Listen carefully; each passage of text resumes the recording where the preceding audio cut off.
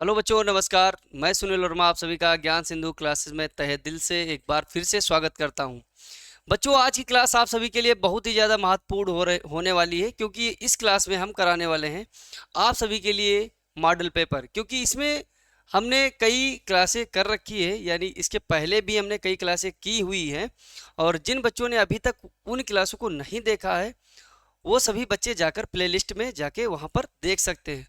क्योंकि model paper करना इसलिए हमारे लिए इम्पोर्टेंट हो जाता है क्योंकि यहाँ से हमको मिलते हैं बच्चों इम्पोर्टेंट क्वेश्चन, जो हमारी परीक्षा के लिए बहुत ही ज़्यादा महत्वपूर्ण होने वाले हैं। तो अगर हम मॉडल पेपर करते रहेंगे इसी तरीके से, तो हमको कहीं ना कहीं एक मॉडल पेपर से 5 क्वेश्चन, 10 क्वेश्चन या इससे अधिक भी हो सकते हैं या इससे कम भी हो सकते हैं। तो हर एक मॉडल पेपर से आपको कहीं ना कहीं क्वेश्चन मिलते रहेंगे और एक पेपर आपका बनके तैयार हो जाएगा, जो शायद आपके लिए भी बच्चों कारगर होगा, या आपके विद्यालय में पेपर उस तरह के क्वेश्चन आपके पेपर में मिल सकते हैं। तो इसीलिए आप सभी को मॉडल पेपर करना बहुत ही ज़्यादा आवश्यक हो जाता है। तो आज की क्लास में कक्षा 9 वालों के लिए है, जैसा कि आप सभी को पहले से ही पता है कि ये क्लास कक्षा 9 वालों के लिए सोशल साइंस का पेपर है। जैसा कि बच्चों आप सभी को पता होता है कि पूर्णांक 70 अंक का होता है। प्रैक्टिकल में 30 अंक आपको विद्यालय की तरफ से दिए जाते हैं। कुछ निर्देश दिए होते हैं, तो वो आप सभी को, ये अर्धवार्षिक मॉडल पेपर है तो इसमें ज़्यादा दिशा निर्देश लिखे नहीं गए हैं। वो होता यही है कि जो हमारा पेपर है ये 2 खंडों में विभाजित होता है, खंड आ और खंड बा। तो खंड आ में बच्चों हमको 20 बहुविकल्पी प्रश्न मिल जाते हैं, जो हमको ओमार सीट पे गोले भरने होते हैं, यानी ओमार सीट पे आपको करना होता है स्वच्छ तरीके से। क्योंकि एक ओमार सीट पर अगर आपने क्वेश्चन नंबर 1 का ABCD में से जो भी कोई गोला भर दिया और उसको काट के दोबारा भरना चाहोगे तो वो क्वेश्चन ही खराब हो सकता है, उसके एक भी नंबर आपको नहीं मिल सकते हैं। तो स्वच्छता पूर्वक आपको क्या करना है, ओमार सीट को भरना है। ठीक है, तो आपको 20 क्वेश्चन जो दिए जाते हैं ओमार सीट पे करने होते हैं। और ओमार सीट के साथ साथ बच्चों ओमार पे तो करने ही होंगे, लेकिन आपको जो लिखित कॉपी में आप क्वेश्चन आंसर राइटिंग करते हैं, लिखते हैं, उसमें भी आपको इनको करना होता है। ठीक है, तो उसमें भी आप कर सकते हैं। तो पहला क्वेश्चन हम देखेंगे, खंड आ है, बहुविकल्पी प्रश्न है, मैंने बताया भी है। तो पहला क्वेश्चन बच्चे हम देखेंगे, इसमें क्या है, फ्रांस की क्रांति कब प्रारंभ हुई। तो फ्रांस की क्रांति आप सभी को पता है कि 14 जुलाई 1789 ईस्वी में, जब बास्तील के किले को तोड़ने लगे थे लोग, वहाँ के फ्रांस के निवासी उस किले को पूर्णतः तोड़ के नष्ट कर दिया था। उसके टुकड़े टुकड़े को बच्चों लोग उठा के अपने घरों में ले गए थे, बाजार में बेचने लगे थे, क्योंकि लोगों का मानना था कि ये राजतंत्र का क्या है बच्चों, प्रतीक है। तो लोगों ने क्या किया, उस किले को तोड़कर कई भागों में विभाजित कर दिया और लोग बाजारों में उसे बेचने लगे। और कुछ लोग तो यहाँ तक कि भी उन बाजारों से उस टुकड़े को खरीद कर अपने घर में रखने लगे, क्योंकि उनको मानना था कि अगर ये बास्तिल का किला टूट जाएगा तो राजतंत्र स्वतः ही समाप्त हो जाएगा। तो लोगों ने 14 जुलाई 1789 ईस्वी में बास्तिल के किले को तोड़ दिया। वहां पे जो सैनिक राजा के थे तैनात, उनको भी खत्म कर दिया, और कुछ बंदी जो लोग थे, फ्रांस के लोग वहां बंदी बनाए गए थे, उनको भी आजाद कर दिया। तो आपको शायद पता चल गया होगा। अब एक बार क्या करते हैं, बच्चों बहुविकल्पी क्वेश्चन ये जो दिए गए हैं विकल्प, इनको भी एक बार हम देख लेते हैं। जैसा कि पहला दिया गया है 1889 में, 1689 में, 1789 में और 1779 में। तो आप सभी को पता होगा, क्योंकि इसमें बहुविकल्प जो दिए गए हैं ये आप सभी को कंफ्यूज करने के लिए दिया गया है। क्योंकि 89 से तो बच्चे बहुत सारे याद कर लेते हैं कि 89 अगर मिल जाएगा तो हम उसको सॉल्व कर लेंगे, लेकिन इसमें देखो 1789 है, 1689 है, 1889 है और 1779 भी है। तो इस तरीके से आपको ध्यान रखना है। तो क्या होगा बच्चा, 1789 में जो सी वाला ऑप्शन होगा ये बिल्कुल सही हो जाएगा। ठीक है, पहले का ऑप्शन सी वाला सही हो जाएगा। क्वेश्चन नंबर 2 हम देखेंगे, रूसो कौन था। तो रूसो का बच्चों पूरा नाम अगर पूछा जाए तो रूसो का पूरा नाम था Jean Jacques Rousseau. Jean Jacques Rousseau था। ये एक संगीतकार था, एक दार्शनिक था, एक लेखक था। ठीक है, तो ये पूछा कौन है। अब इसमें से मैंने 3 पॉइंट आपको बताए हैं, अगर उनमें से कोई एक मिल जाता है तो वही क्या होगा, सत्य हो जाएगा।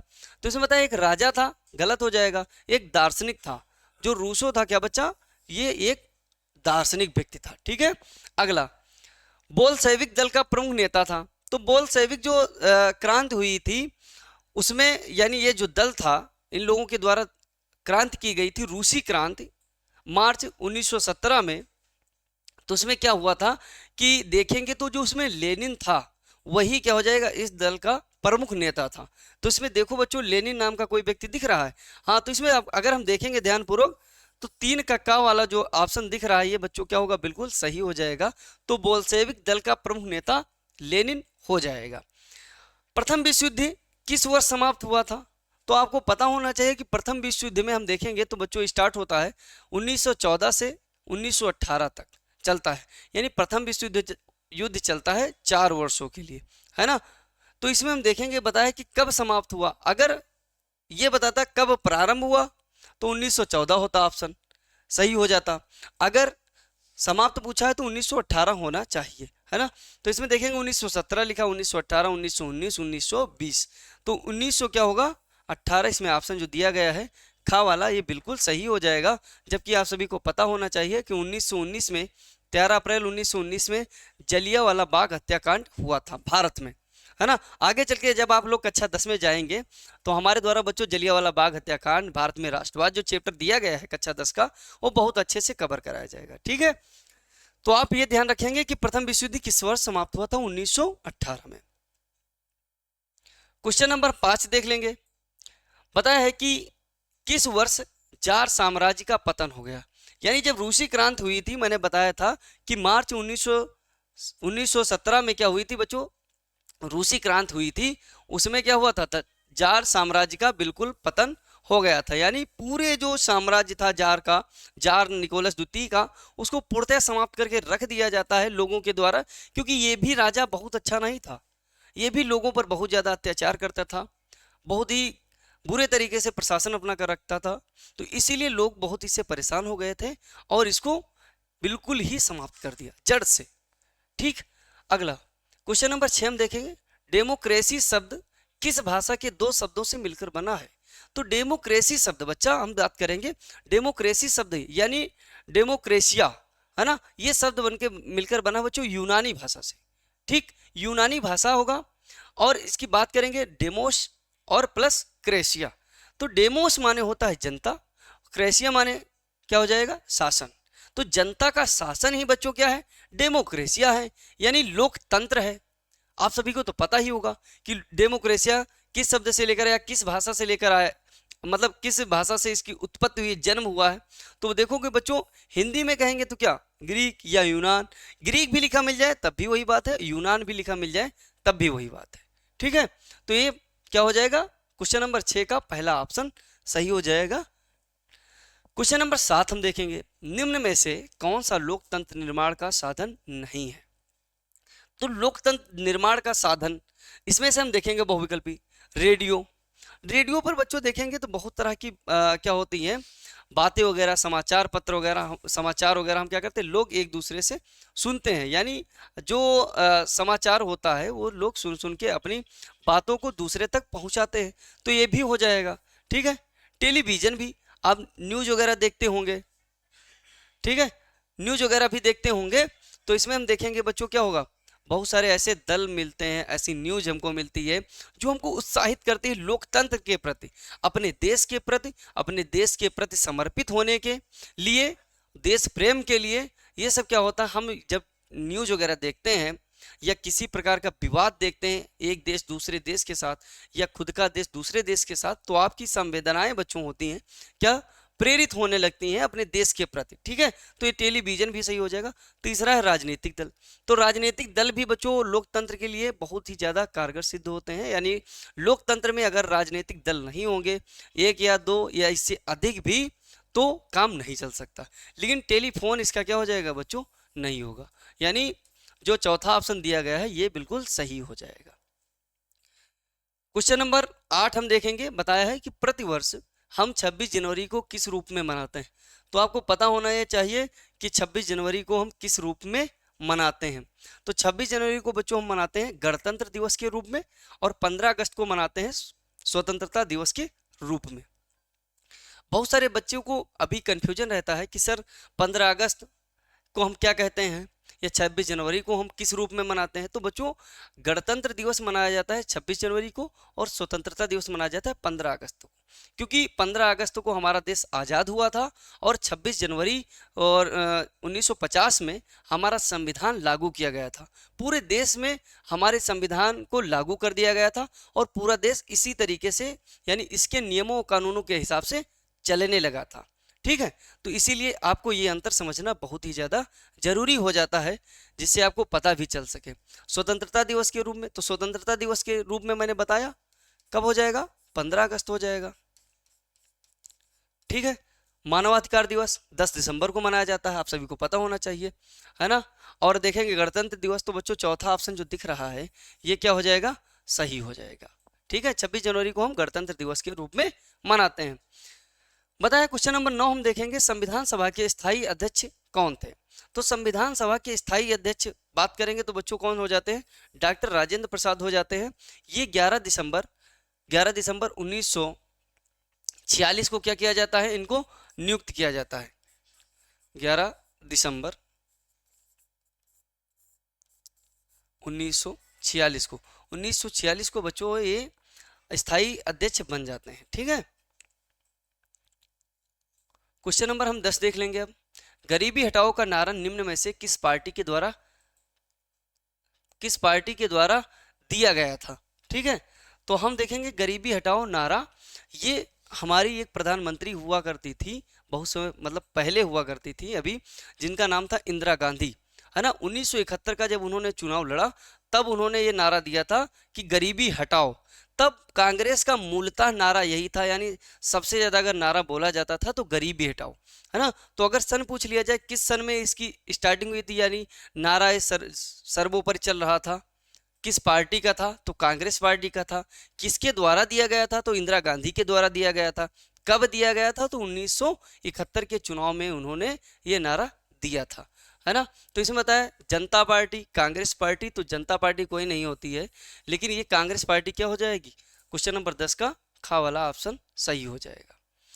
बताया भारतवर्ष का क्षेत्रफल है, तो भारतवर्ष का क्षेत्रफल आप सभी को पता होना चाहिए कि 32,87,263 वर्ग किलोमीटर।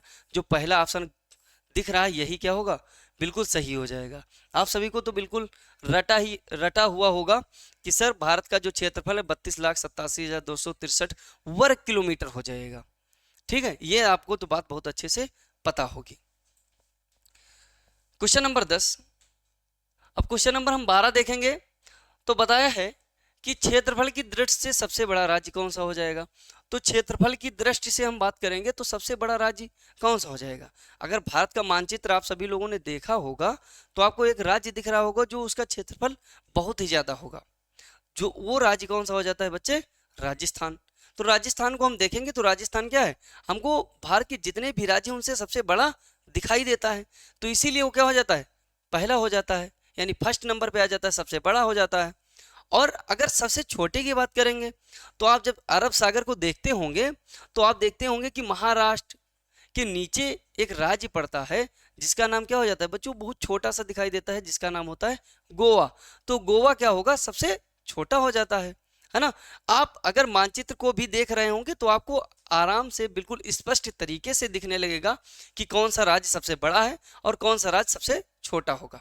ठीक है, तो सबसे बड़ा राज्य कौन सा हो जाएगा, राजस्थान, और सबसे छोटा राज्य कौन सा होगा, गोवा हो जाएगा। ठीक है, तो ये आप सभी को बहुत अच्छे से पता होना चाहिए। क्वेश्चन नंबर 12 का जो घ वाला ऑप्शन दिख रहा है यानी चौथा ऑप्शन दिख रहा है, ये क्या होगा, बिल्कुल सही हो जाएगा। क्वेश्चन नंबर 13 हम देखेंगे, भारत किसके साथ सीमाएं साझा नहीं करता है ना। सीमा साझा किसके साथ नहीं करता है, तो बांग्लादेश के साथ बच्चों करता है ना। 4096 किलोमीटर क्या होती है, इसकी सीमा साझा होती है। भारत बांग्लादेश के साथ अपनी सीमा कितनी साझा करता है, 4096 किलोमीटर सीमा साझा करता है। नेपाल के साथ भी बच्चों सीमा साझा करता है, म्यांमार के साथ भी सीमा साझा करता है, लेकिन मालदीव के साथ क्या होता है, ये सीमा साझा नहीं करता है। कैसे, देखो ये भारत हो जाएगा, तो यहाँ पर हम देखेंगे तो कुछ इतनी दूर क्या हो जाता है बच्चों, मालदीव जो पड़ता है, यहाँ पे हम देखेंगे तो लक्षद्वीप पड़ जाएगा। इसी के नीचे यहाँ पर ये जो भाग आपको दिख रहा है भारत के सबसे दक्षिणी छोर पर, तो वहाँ क्या हो जाएगा, मालदीव। ये क्या होता है, द्वीपीय देश है। द्वीपीय देश क्या होता है, यानी ऐसा द्वीप क्या होता है जब किसी देश के अधीन नहीं होता है। जैसे हम लक्षद्वीप देखते हैं तो भारत के अधीन है, यानी भारत का ही क्षेत्र है। वो द्वीप जो क्या होता है बच्चों, स्वतंत्र अपना देश बनाना चाहता है या अपना जो द्वीप होता है वो स्वतंत्र देश के रूप में घोषित कर देता है। ठीक है, लेकिन द्वीप है क्योंकि इसके चारों तरफ पानी है, इसीलिए द्वीप है। तो ये क्या है, एक द्वीपीय देश हो जाता है मालदीव। तो ये क्या करता है, भारत के साथ सीमा साझा नहीं करता। बाकी बांग्लादेश भी आप देख सकते हैं भारत के साथ सीमा साझा करता है, नेपाल भी क्या करता है, भारत के साथ सीमा साझा करता है, और म्यांमार भी सीमा साझा करता है। ठीक है, तो इसमें जो क्वेश्चन नंबर 13 है, ये खा वाला ऑप्शन बिल्कुल सही हो जाएगा। क्वेश्चन नंबर 14 हम देखेंगे, भारत का सर्वोच्च पर्वत शिखर कौन सा है। तो भारत का अगर पूछ लेगा, बच्चों के अंदर बहुत ज्यादा कंफ्यूजन वाला क्वेश्चन है कि सर ये भारत के अंदर और भारत के बाहर या भारत का सबसे बड़ा सर्वोच्च शिखर कौन सा हो जाएगा। तो अगर पूछ लेता है भारत का सबसे ऊंचा शिखर कौन सा है या सबसे पर्वत शिखर कौन सा ऊंचा है, तो बच्चों ये हो जाएगा कौन सा, कंचनजंगा हो जाएगा। अगर इसकी हाइट पूछ ली जाए, हाइट क्या होगी, तो इसकी हाइट हो जाती है बच्चों 85 86। ठीक है, और क्या होगा, मीटर हो जाएगा, यानी 8586 मीटर इसकी क्या हो जाती है, हाइट हो जाती है, ऊंचाई हो जाती है। अब कुछ बच्चों का कहना होगा सर माउंट एवरेस्ट, तो माउंट एवरेस्ट बच्चों भारत का नहीं है। ठीक है, भारत का नहीं है क्योंकि जो माउंट एवरेस्ट है ये नेपाल और जो चीन है इसकी बॉर्डर पर है। ठीक है, तो माउंट एवरेस्ट वो अलग है, उसकी अगर बात करेंगे तो क्या होगा, वो दूसरा पर्वत हो जाएगा। लेकिन भारत के अंदर की बात करेंगे या भारत में हम देखेंगे तो कंचनजंगा हो जाएगा। अच्छा, किस राज्य में है, तो ये बच्चों हो जाएगा किस में, सिक्किम में हो जाएगा, सिक्किम में स्थित है।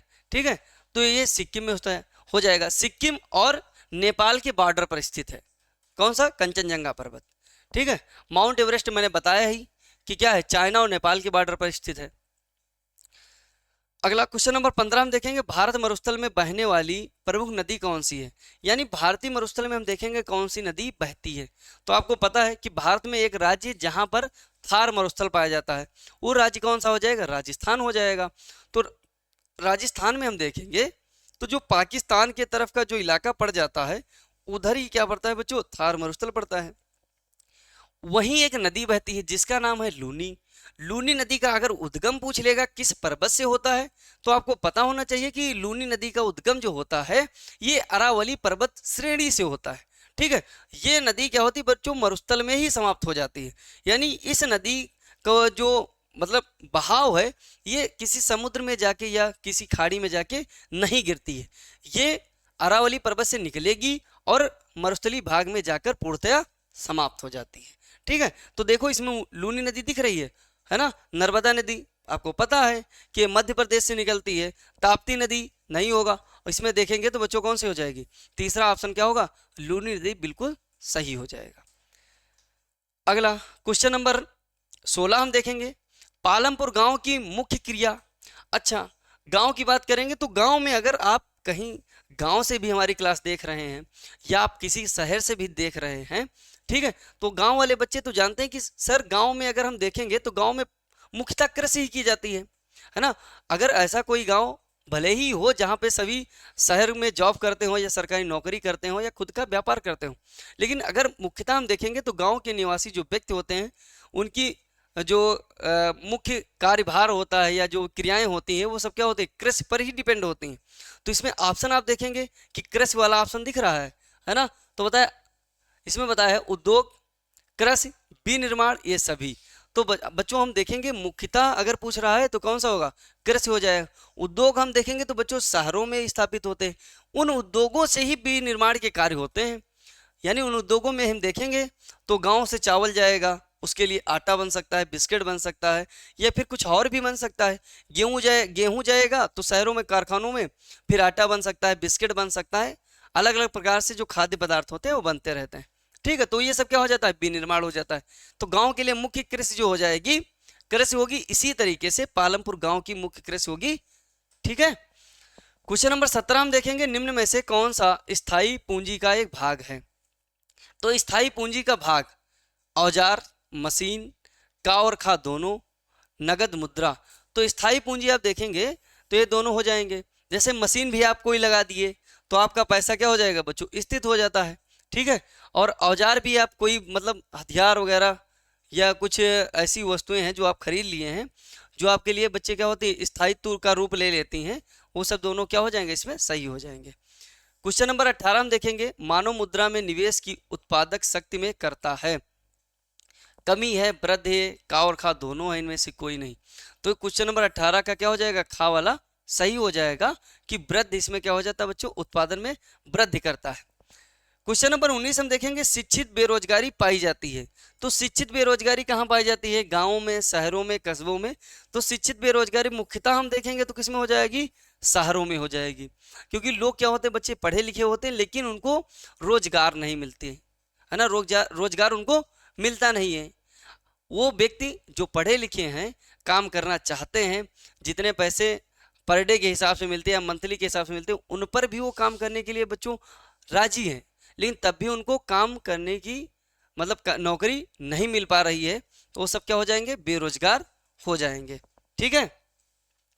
क्वेश्चन नंबर 20 हम देखेंगे, निम्नलिखित में से कौन से घटक निर्धनता में शामिल होते हैं। तो कौन से ऐसे घटक हैं जो निर्धनता में शामिल होते हैं। ठीक है।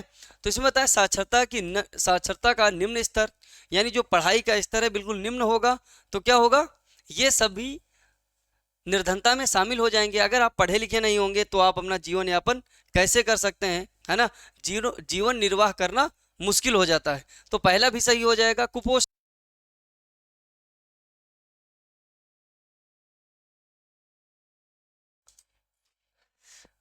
क्वेश्चन नंबर 20 फिर से एक बार देख लेते हैं कि इसमें मैंने बताया था कि निम्न में से कौन से घटक निर्धनता में शामिल होते हैं। जैसे बच्चों साक्षरता का निम्न स्तर, अगर व्यक्ति निर्धन होगा, गरीब होगा, तो ये भी एक कारण हो सकता है, कुपोषण भी, और स्वच्छ पेयजल की कमी, ये तीनों अगर पॉइंट हम बात करेंगे तो तीनों बच्चों क्या हो जाएंगे, सही हो जाएंगे। जब तीनों सही हो जाएंगे तो चौथा अपने आप क्या होगा बच्चों, बिल्कुल सही हो जाता है। जैसे इसमें मैंने बताया है कि जो चौथा ऑप्शन क्या होगा, बिल्कुल सही हो जाएगा। ठीक है।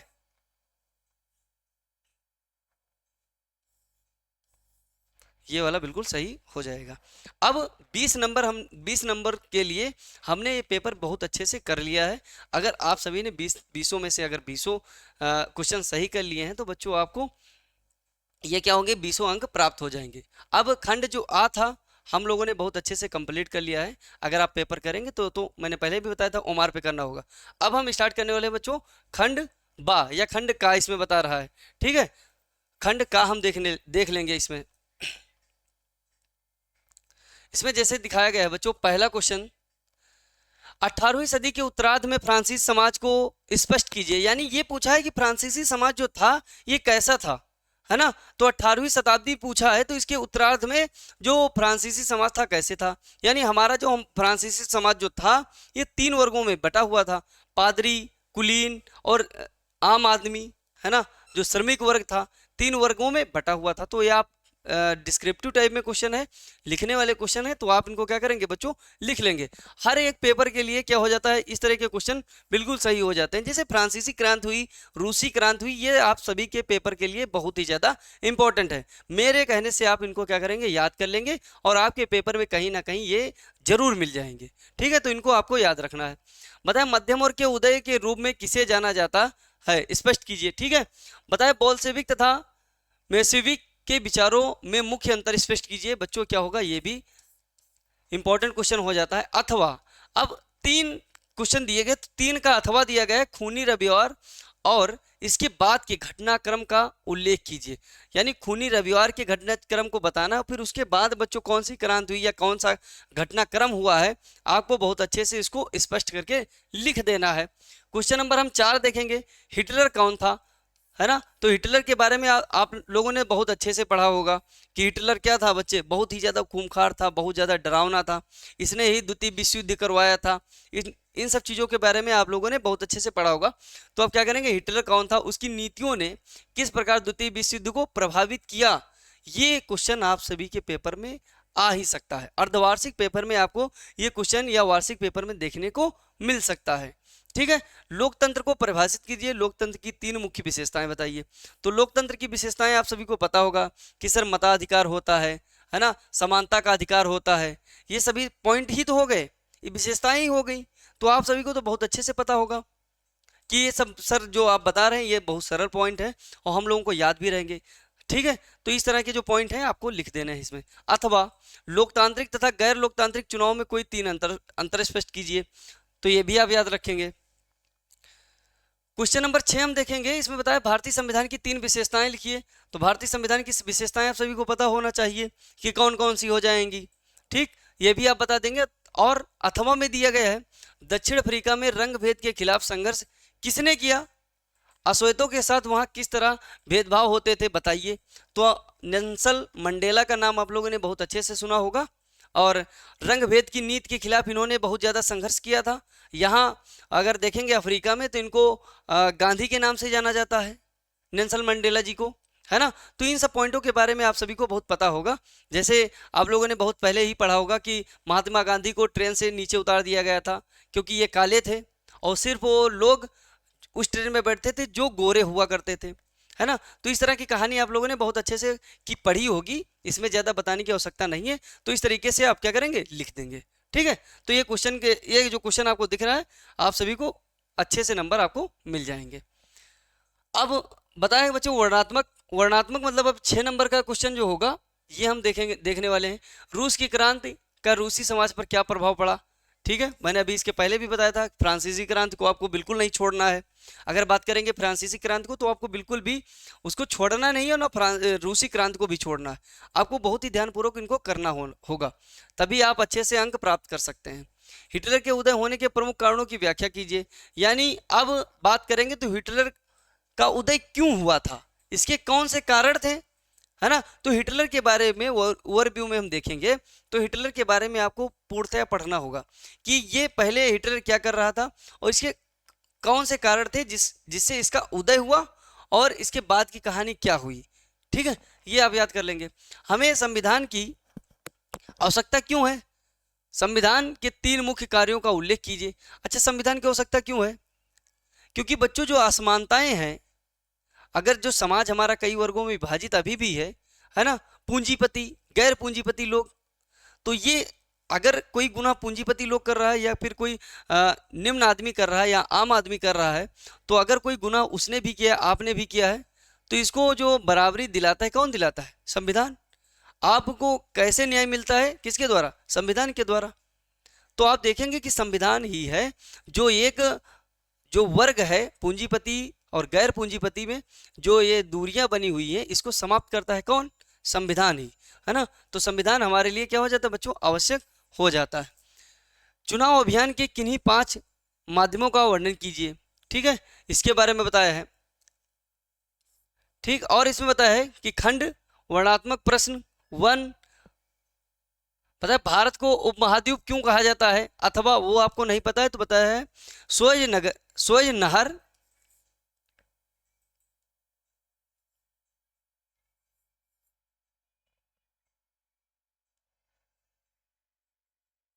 सुएज नहर का निर्माण कब हुआ, सुएज नहर का खुलना भारत के लिए किस प्रकार महत्वपूर्ण था।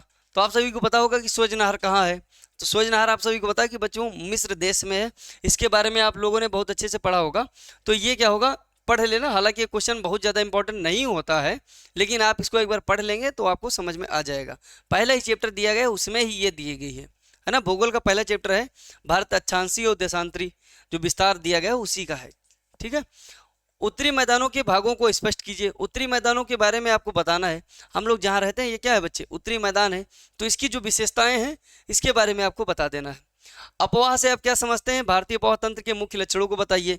अफवाह तंत्र यानी नदियों का जाल पूछा है, तो नदियों का जाल भारतीय अफवाह तंत्र में हम देखेंगे तो ये कौन से हो जाएंगे, हिमालयी नदियाँ हो जाएंगी, और कौन सी हो जाएंगी, दक्षिण भारतीय नदियाँ हो जाएंगी। इनकी कौन कौन सी विशेषताएं हो जाएंगी वो भी आप याद रखेंगे। आपको पता होगा कि जो हिमालयी नदियाँ होती है सदा नीरा होती हैं, यानी इसमें सदैव जल रहता है, जबकि दक्षिण भारतीय नदियाँ समय समय पर उसमें जल आता है और समय समय पर वो लगभग सूख जाती हैं, है ना। तो इस तरह की बातों को आप याद रखेंगे। ठीक है, ये बहुत कठिन बात नहीं है।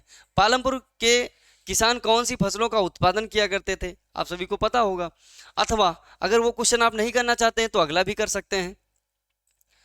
भारतीय कृषि में हरित क्रांति की किन्हीं 3 उपलब्धियों को बताइए, है ना। आप सभी को पता होगा हरित क्रांति के बारे में, है ना। तो इसके बारे में आपको बता देना उपलब्धियां कौन सी रही। जैसे बच्चों अनाज उत्पादन था, है ना, गेहूं, चावल, ये सब क्या था, उत्पादन के लिए हाइब्रिड सीड्स लाए गए थे, हाइब्रिड बीज का प्रयोग किया गया था, रासायनिक खादों का प्रयोग किया गया, ये सब आपको लिखना होगा। ठीक है, बताएं मानव पूंजी निर्माण से आपका क्या आशय है, इसने मानव की कैसी सहायता की है, अथवा मौसम बेरोजगारी क्या है, मौसमी बेरोजगारी क्या है, मौसमी बेरोजगारी के लिए उत्तरदायी कारक कौन से हो जाएंगे। ठीक है, ये सब आप देख लेंगे। भारत की स्थिति एवं विस्तार आप सभी को पता होगा, 8 डिग्री 4 मिनट से 8 डिग्री 4 मिनट से लेकर 68 डिग्री 7 मिनट तक है ना। ये सब क्या हो जाएगा बच्चों, अक्षांशीय विस्तार हो जाएगा। ठीक है, देशांतरी विस्तार भी इसी तरीके से याद रखेंगे। तो ये अक्षांशीय और देशांतरी विस्तार, और भारत की संरचना कैसी है, आकार इसका कैसा है, चतुष्कोणीय है, ये आप क्या करेंगे, लिख देंगे सही से। ठीक है, अब हम क्या करेंगे, बताएं बच्चे, पूर्वी एवं पश्चिमी तटीय के जो मैदान है इसका, इसमें अंतर आपको स्पष्ट कर देना है। यानी भारत का पूर्वी तट और पश्चिमी तट जो दिया गया है, ये सब इंपॉर्टेंट क्वेश्चन हो जाएंगे और ये पेपर में देखने को भी मिलते हैं। ठीक है, अब हम देखेंगे बच्चों मानचित्र संबंधी क्वेश्चन, यानी मानचित्र संबंधी क्वेश्चन कौन से हो जाएंगे। तो इसमें मानचित्र संबंधी क्वेश्चन बताया है कि किन्हीं 5 राज्यों की राजधानियों को मानचित्र में अंकित कीजिए। तो आपको 5 राज्य लिख देने हैं, जैसे कौन कौन से, तो मानचित्र संबंधी जो राज्य हैं इनको अगर हम देखेंगे तो बच्चों आप जहां रहते हैं, जैसे उत्तर प्रदेश,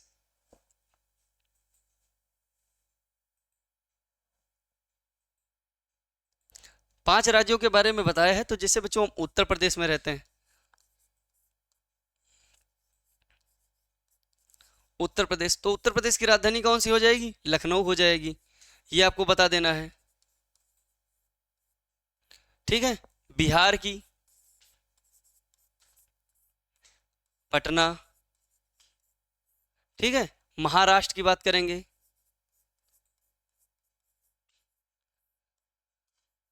मुंबई हो जाएगी। ठीक है, और गुजरात की बात कर लेंगे, गुजरात, गुजरात की कौन सी हो जाएगी, गांधीनगर। ठीक है, और अगला बात करेंगे बच्चों, हिमाचल प्रदेश देख लेंगे,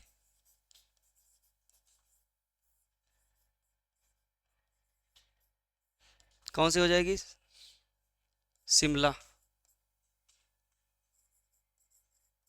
ठीक है, तो इस तरह के जो राज्य होंगे आप क्या करेंगे, बहुत अच्छे से इनको याद रखेंगे। ठीक है, जितने भी हम मैंने क्वेश्चन कराए आप बहुत अच्छे से अगर करेंगे, इनको बहुत ध्यानपूर्वक पढ़ेंगे, तो आपके कहीं ना कहीं बहुत अच्छे अंक आने वाले हैं, है ना। जिन क्वेश्चनों को मैंने बताया है उनको आप नोट करिए, उनको सॉल्व करिए और बहुत अच्छे से पढ़ाई करते रहिए। ठीक है बच्चों, मिलते हैं अगली क्लास में।